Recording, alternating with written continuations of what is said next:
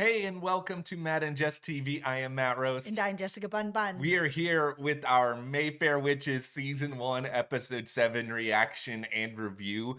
I'll start this video just from the get-go by saying that once upon a time, I thought that this was going to be the finale. Like, I know that there is another episode coming, but for whatever reason, they kind of kept it kind of wrapped up in secrecy that there was an episode 8. It's a good thing there is an episode 8 because of the ending of this episode. Yeah, I mean, if this was the ending, it'd be a very long wait for that next season to come around because what an ending. Yeah, we had a wedding, we had a very quick after the wedding, we had a lot of confusion, allegiances. Congratulations, Sip, you have a promotion. Yes, Sib and his promotion. I was very happy to see that. I really want to see him on the Talamasca show, Yeah. being like in a really prominent role. He is my favorite character on this show. I would absolutely love to see him over there. It feels like he doesn't have enough to do on this show Yeah. anyways, so why not move him over there? I think this episode has some things that are going for it, but at the same time, I'm sort of sitting here in the aftermath of it being kind of like, are they focusing on the right things on Mayfair Witches? For a show that has witches in the title, could we be seeing a little bit more of that and a little bit less of, oh, here are these possible angelic figures, and oh, here's all this mythology that's dating back hundreds of years, when I'm just sitting here being like, can I watch some people do some abracadabra? Like, am I too juvenile to sit there and think that? I think they haven't given enough time to this Taltos and the mythology and the deities and everything that is going on. They kind of just wrapped it up really quickly in like an episode or two. And I think there's just so much more that they could have and should have explored with this for those of us like Matt and I who Yeah. have not read the books. And there are, of course, lots of people who've read the books that are watching the show, Yeah. but there's lots of us too that haven't read the books that are depending on the show to be clear about sort of all the history and give us time for it to unfold. Maybe make this season 10 episodes instead of 8. Give it time to breathe. Yeah, it's just that I think that a certain part of this season is being superseded by Lasher, who is the character I probably care about less than almost every other series regular on the show. And so Yes. I'm just being like, can I have more Moira? Can I have more Rowan? Even as angry as she makes me sometimes, I'm just like, just give me more of that. But we'll get a whole lot more into all of this before we do, though. Be sure to hit that subscribe button. We are going to be here through the rest of Mayfair Witches. I understand there isn't that much left, but we are going to have the Talamasca down the road, as well as Interview with the Vampire. And it feels like in one way or another, there could be some sort of crossover that's coming in the finale. It's not confirmed, obviously, but I think there's a good chance. Yeah, I mean, we had a teeny tiny itty bitty crossover already, but Yeah. it's not, I think, what we're all waiting for. That we know this is all in the same universe, that there's got to be something a little bit more, but we are going to be here for Yeah. all 3 of these shows. So hit that subscribe button and stick with us. We are also covering The Pit, which is airing over on Max, and we're also covering Prime Target, which is on Apple TV Plus. Over exclusively on our Patreon is the only place that you can get those reviews. So if you're interested in that, we will leave a link for you below. It's a great way to help support Matt and I here at the channel. So thank you. Thank you. And now let's just briefly mention on the crossover front here. You know, you called this out in the last episode, but we have another mention of Daniel Malloy in this book in this episode, which I kind of find it amusing that they really think that they're going to be able to put this toothpaste back in the tube a little bit. It's like, oh, how can we discredit this? Like, okay, sure, you guys can discredit some of this, but this is one of those things. There have been people out there who believe in a lot less than this. It just feels like there are going to be true believers no matter how you can go out there and spin it now. You've already lost. Absolutely, they've lost. They've lost some people that are going to believe it no matter what, whether it's true or not true. And we know that it is true, but they're going to be able to discredit it, only to a certain amount.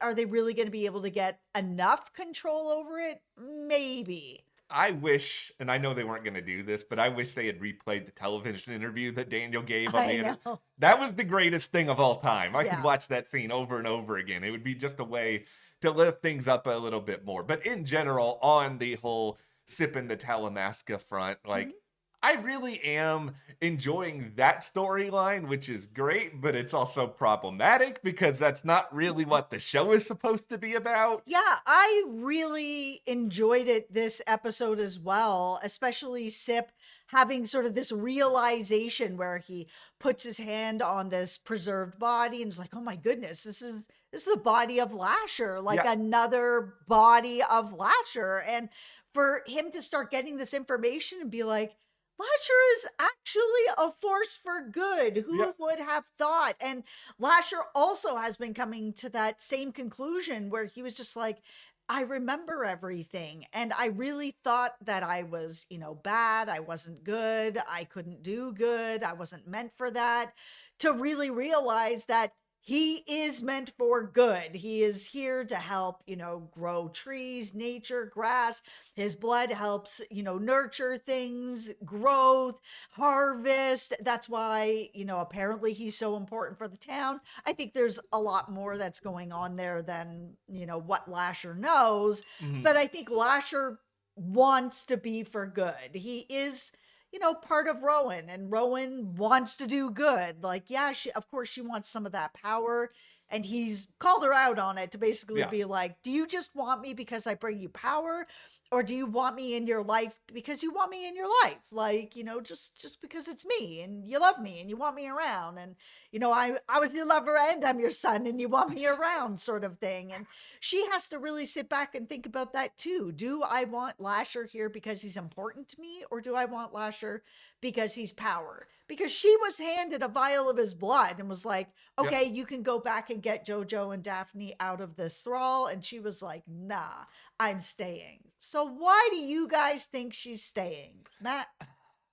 Okay, first of all, you were a bad family member, Rowan. You're just leaving JoJo and Daphne over there, Right? stuck in the thrall forever. I think that it is, to a certain extent, about power. You can make that argument, but I Sure. also think it's about, in a weird way, she wants to be there for now because she also wants to see what happens to Lasher. Like, I think it is her tie to Lasher that's also keeping her there at this point because, yeah, sure, it's one thing to hear and sort of see evidence that, oh, you're a force for good or whatever else, but you can't trust that these other Mayfairs are going to try to use him for good at all. You kind of want to see a lot of this through because you see Lasher kind of making these decisions, being like, oh, I want to take part in this wedding. I think it's the right thing. I'm going to be reunited. Who knows what's going to come out of this? But he's not seeing the forest through the trees. And it is kind of hilarious that Rowan, arguably one of the most delusional people on the entire show, is suddenly more aware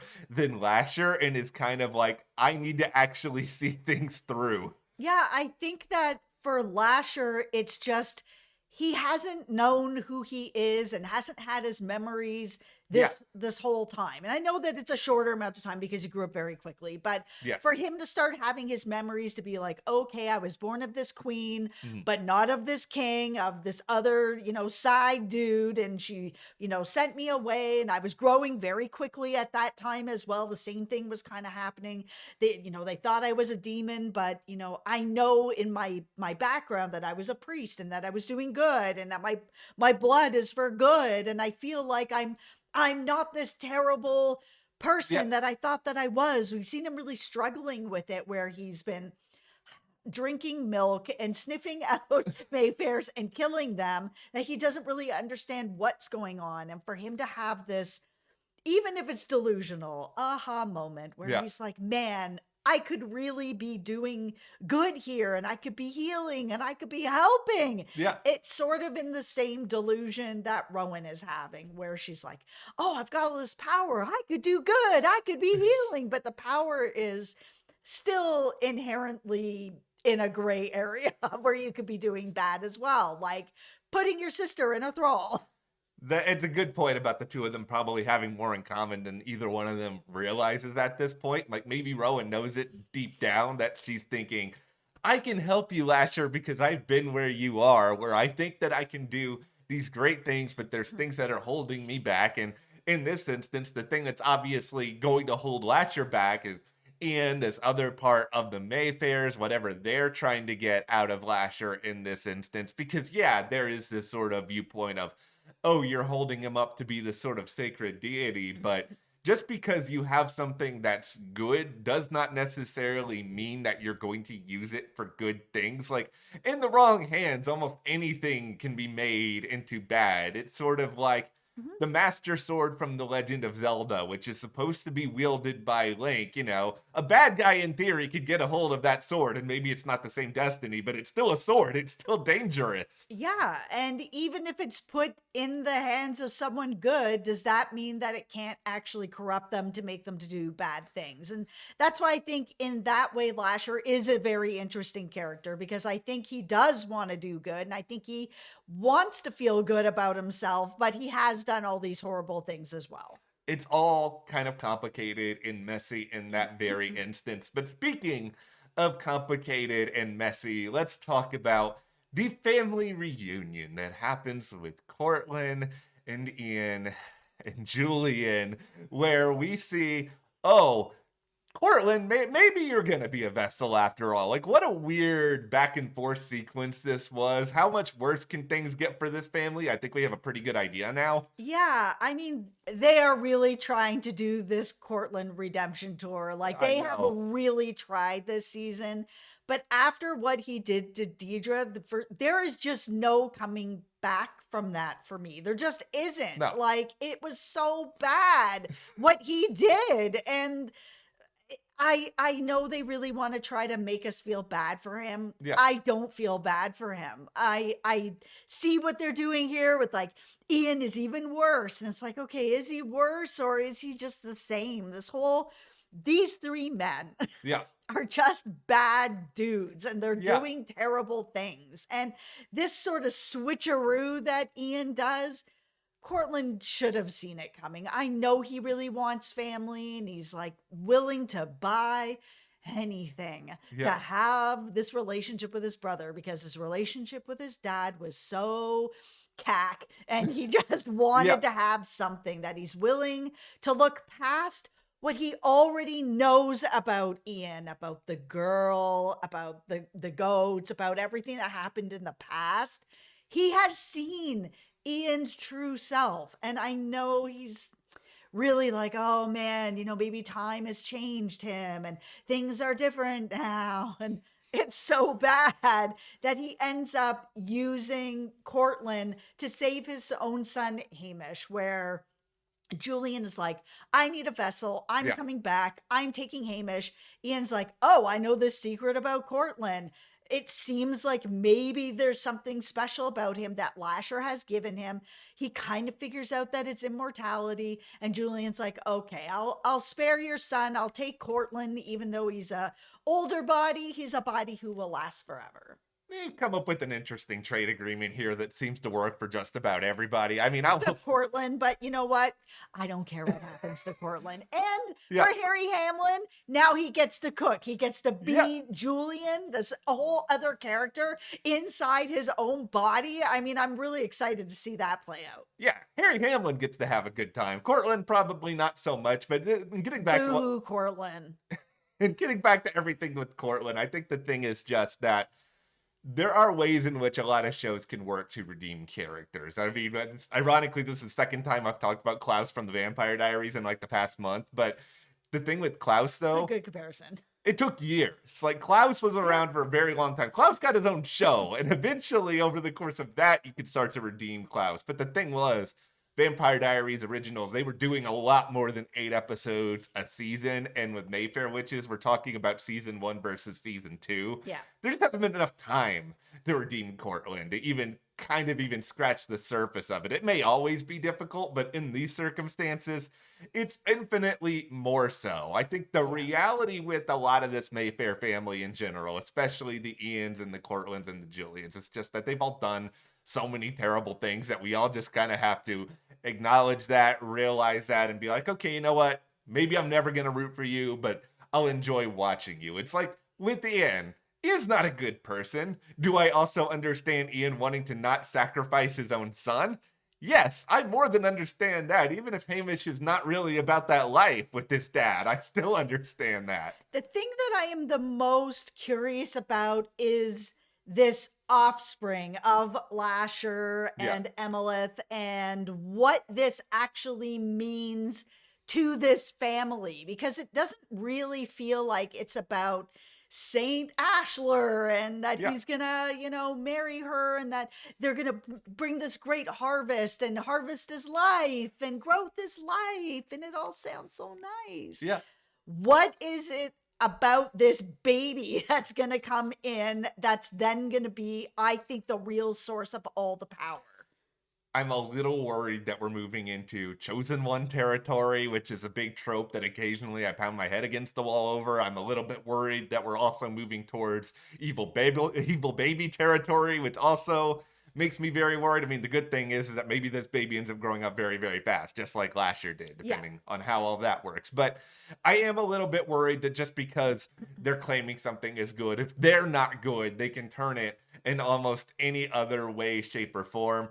I also have a lot of questions about how everybody's getting down to business, like right out of the wedding. It's just like, really? This is all happening right here? Can I go and get some punch or something? Like, what's going on here? Yeah, it was also a little bit weird that Emilith also had to be held by ropes, because Yeah. when we first saw her on that cow, she seemed like she was fine. She wasn't Yeah. being held back. She's, riding in on this cow. She's milking this cow. She's giving the milk to Yeah. one of her maids to bring over to him. But there was no like, she needed to be held back. Only Lasher needed to Yeah. be held back. But here they are at the wedding, and she also is being held back. Guys, have some consistency here. Things need to make sense. Kind of like Rowan running through those tunnels and she's got 1% on her battery. Who leaves their phone to 1%? Stop it. Tell me in the comments.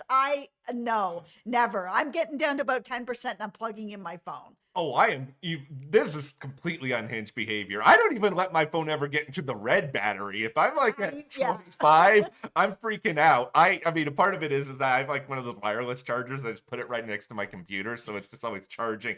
I'm sure that's probably not good for my battery. I'm just saying that 1% is total psycho behavior. I would not endorse that by any measure, but there are some things that don't make sense with this show. But I think the biggest problem that I'm having, other than that, I don't really care about Lasher, is just that it feels really, really rushed. And it feels like they're just going from here to here to here to at this pace that I don't really understand when. And not to just compare this show to Interview with the Vampire, because I know that's not really fair, but you guys are Hard not to. You're in the same universe, and we're talking about a show that's about immortal characters over there, but they're still finding the time to have these stories that are very like almost standing in place, where you're getting to sort of see and understand characters and their thoughts and their emotions, and it has no problem moving slowly at times. And if they're going to move slowly, covering, countless amount of years, Mayfair Witches, you guys can do it too. And it's just, you're jumping forward too fast so that I don't really understand everything.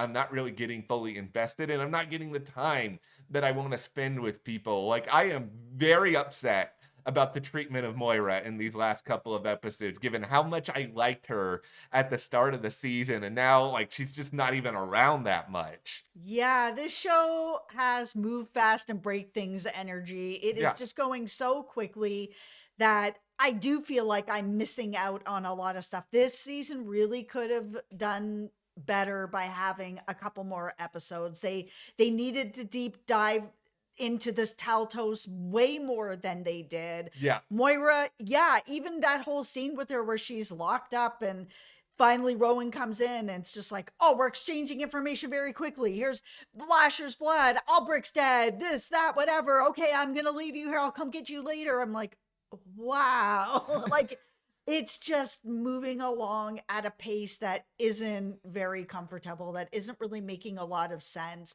that isn't making me feel like, I don't know, invested as I should be. Yeah. Let the show breathe. You guys have something here. I know that there's a lot of criticisms about this show, and certainly we've had them as well. But there's a lot of stuff that is good about this show. There's a reason that it came back for a second season, and I feel like, there will be lots more in the future as well. It needs more time to take a minute and breathe. That's why that whole episode with Rowan, where she was in with Julian and looking into the house Yeah. and the two different selves, it's easily the best episode of the show for me because that episode took time. Yeah. And it gave us more of characters we like or are interested in, like Dolly Jean or Lark, who is barely outside of bed within this episode. He just wakes up and all this stuff is happening Yeah. around him. Yeah. I just wish that we were a little bit more patient. I don't know if they were worried about how many seasons they were going to get to tell. Like, I Yeah. can't imagine that they were filming season 2 being like, oh, we don't think we're getting a season 3 because this is a big universe. And I don't understand Yes. why they wouldn't feel at least cautiously optimistic. Yeah, especially with them also bringing in the Talamasca show. I don't know if they're at that point being like, okay, now there's 3 of our shows all in the same universe. They're not going to want to cut ours out. Yeah. Or they're going to be like, oh, cool, they're having a Talamasca show and they're taking Sip from the show. Yeah. Maybe we getting canceled. I don't know. I don't know what it is. It's just like I like parts of Mayfair Witches. I'm frustrated with parts of Mayfair Witches. I'm still very interested to see what's going to happen in the finale, especially because they're being so secretive about it. It kind of makes me feel like, okay, maybe we're getting a little bit more of a major crossover here. You know, I'll just cross my fingers and hope for the best with that. Yeah. But that's where we are on Mayfair Witches Season 2, Episode 7. Hit that subscribe button for more coverage of this show, and you can support us further, like Jess said, by joining our Patreon. That link is in the description. We're covering over there The Pit on Max, Prime Target on Apple TV+. Thank you guys so much. We'll see you here next time.